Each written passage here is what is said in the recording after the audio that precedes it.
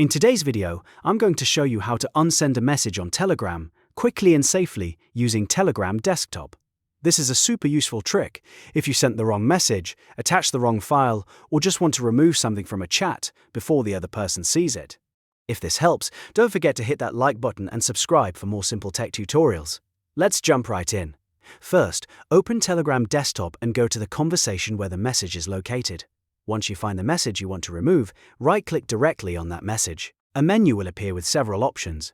From that menu, click Delete. After that, Telegram will open a confirmation window. This part is important because you'll usually see a checkbox that says Also delete for recipient or Also delete for. Make sure you check that box if you want the message removed from both sides of the chat. If you leave it unchecked, the message may only be deleted from your side. Once the box is selected, click Delete again to confirm. Telegram will then unsend the message and remove it from the conversation. And that's it. Your message has now been unsent on Telegram Desktop.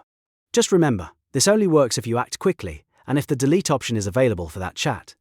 If this video helped you out, please give it a like, subscribe to the channel, and turn on notifications so you don't miss the next tutorial.